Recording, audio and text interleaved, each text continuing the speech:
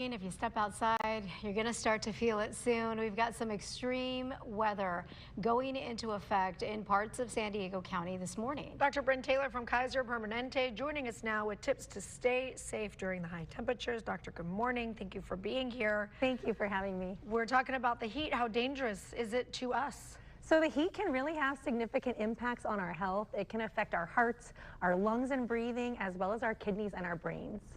Let's talk about what heat-related illness is, because I think that's an important reminder and a distinction between what is heat-related illness, exhaustion, heat stroke. It all gets confusing sometimes. Right, absolutely. So there is a range of severity. It starts with mild things like heat cramps. So exercising heavily in the heat, people might get some cramping. Up from there, we have things like heat exhaustion. So maybe symptoms like headache, nausea, excessive sweating, fatigue and weakness. And then the most severe form is going to be heat stroke. So that's a medical emergency. People might be unconscious, they might have seizures, and they're really in quite dire straits. It's amazing, after all these years of being in the news, how many times we have reminded our friends at home, don't leave pets and kids in the car. I was just reading an article this morning about a mom who did that and left her child in the car. The danger and how fast your body can overheat is incredible, how quickly it can happen. Right, I mean, it really takes seconds to minutes for sure. So you never want to leave a pet or a child or someone who's unwell in any type of space that's going to overheat. Cars are, of course, a very obvious example, but you're right, you know, easy to forget that in the busy hustle and bustle of day to day. Can I ask you about hydration? Because a lot of us have kids who are, or a lot of us, not me, but a lot of us are out there doing a lot of physical activity. In terms of hydration, you know, what's the best method before, during, after, and should we be taking anything additional into our bodies? Right, it's a great question and it is crucially important. You're absolutely right. So you do want to think about prevention first, right? So hydrating before you leave the house, hydrating knowing that you're going to be out and about all day, the beach, the park, sports, so on and so forth. So water is a great way to do that, of course.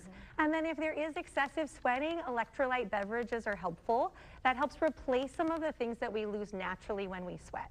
Okay, let's talk about the skin, protecting it. What should we be doing? And again, this is another one of those things we keep reminding and we forget. Right, it's an important topic for sure. Think about it before you leave the house, right? So light clothing, light colored clothing, light fabrics, things that are going to breathe, and also layers so that if you start to get signs of kind of heat exhaustion, you can take off some of those layers and cool off easily. What about some things to avoid during the excessive heat? Right, you really want to be careful with things that can be pretty common, especially during fun times in summer. Things that are excessively sugary. I know what you're about to say. Alcohol. I think we all do. Come on, doctor. And then for the early risers, you know, highly caffeinated beverages, that can be risky also. Because that makes you dehydrate faster, right? What if you drink the margarita and then you have a bottle of water on the other side? You're asking a doctor. You got to be careful. Okay, any other final advice? We kid, but you know, I mean, it's real. Right. People are drinking outside. You want to stay cool, and then before you know it, those margaritas catch up with you, and you're in trouble. Right. So prevention, I think, is the way to go here, right? Planning ahead, hydrating well before you even start your day, having things so that you can cool off, having a plan to cool off. So whether it's a cooling center, air conditioning, fans, so on and so forth. Cool packs are a really good idea to have also. So in your cooler or your lunchbox, a way that you can kind of cool down someone, cool down yourself if you're starting to get signs of heat exhaustion.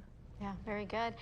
Dr. Bryn, thank you so much for coming by. Appreciate it. Always very good reminders. Like Shali said, you know, each and every season we talk about this, but you know, we always have these reports of people getting sick or not feeling well. So I appreciate it. Thank you. Stay safe.